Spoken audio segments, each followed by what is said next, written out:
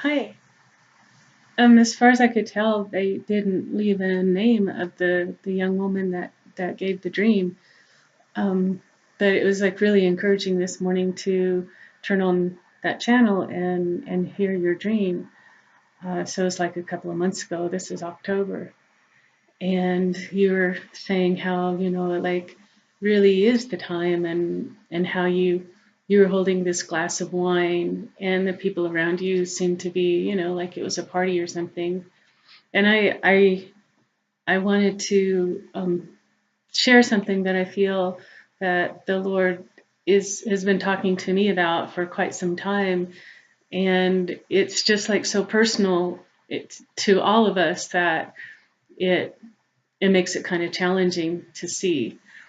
But the thing about people being drunk, I think, has to do with. Um, I hope I can share this well. It's just going to sort of come all out, and hopefully it makes sense to you. But when we're born into the world, we're all born here. We don't have any comprehension really that we're born like into the fall, and we see this world like we're looking out at it, and it seems to be the reality, and it's an externalized world. It's an external world. So then when you receive Christ, all of a sudden you have this internal thing happening to you where now you have God trying to lead you and talk to you, and it feels all very bizarre when you're engaging in this external world. Um, and so we we go forward in our life as if forward is the way we're supposed to go, but in actuality, because we're born in the fall, we actually have to take a step back to be in God.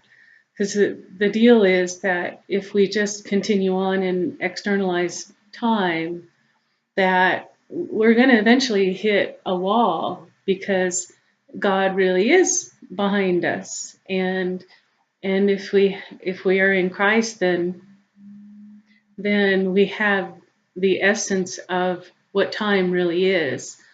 Um, and so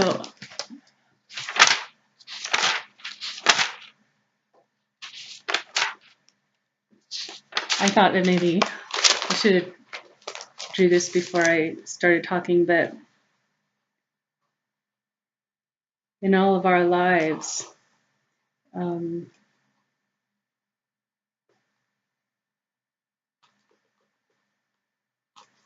we're like this person here, and externalized time is like some kind of cloud that's over us, and all the people around us are all trying to find their lives in an externalized place. But now Christ is, he resurrected. He has the time body. He has the worship body. Uh, and so the actuality of time is in Christ. So as we're walking in Christ now, see, it's almost like we are given the actual time, and that eventually pushes away the externalized time, which is of the world. And this is a very simplified way to see it, but if you actually consider what I'm saying, you can you can you can go back to historical events and see how everything that had to do with slavery had to do with people being so externalized that they manipulate time. And we see time as inert, but if time is really in the essence of God, then it's more alive and personalized. Um, so that we don't quite recognize that we are asleep in externalized time. So, for example, if we come into the house and just toss our keys on the table, or we just do things moving in this plane without some awareness of the life that's in Christ, then we're using time. We're not in time. We're not like relating to it as alive and as uh, um, interpersonal. It's inert, and so we use it as if it's more like pegs we can move around, and then we create a fabrication of everything around us by the time we create. And I've had a lot of difficulty with this by being around people that create time that I'm not happy with. They create something, and then you're kind of left out of what they're doing because they've created something, but they're blind to what they do. And so here they've created time, but it has nothing to do with like God's time. And in your video, you talk about the 399, and one of the comments was about how it all kind of goes back to that Israeli-Palestinian conflict, and how maybe they're just going to divide things and create two states, or have the temples right next to each other kind of thing. But that's man's way of manipulating time. But ultimately, the whole thing about sins building up in the Bible is that God has his own time. He is alive, and everything is alive in God. It's just because we're externalized, we are not aware of it.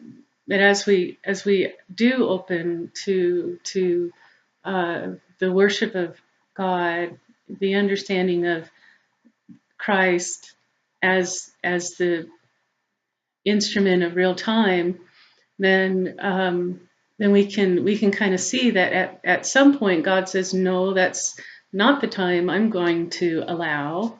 This is my time. And so he eventually comes when it is, at the end of his ability to have patience with us manipulating time, and he comes with his time, and then essentially that externalized time is going to be pushed back, supplanted with with that internalized life time. If that makes any sense to you. So you can even think that the devil is the personification of externalized time. And when you see videos of, like slavery in America, you can look at that old photography channel that has all these old videos and pictures, and you can see just atrocities that had to do with slavery. And it's really because people become so externalized that they're really devoid of the life of time. They're in the use of time, and you're using the physical body to use time, and that's not what our physical body is for. We're supposed to be more like um, lightsabers, channels of real time. And so as we go into this really, really great conflict of life, here in America and globally, I think that it's going to come down to that. It's going to come down to whose time are you in? And as you recognize that, Christ is the real time, or the life of God is the real time, that uh, that there would just really be a separation of people because we don't recognize that we're blind. Anyways, there's like so much to say to that, and I can never quite get it all in. But thanks so much for your video, because your sensitivity and your sincerity is real helpful to be able to hear what you're saying there. And um, that's really it, I guess. God bless you guys.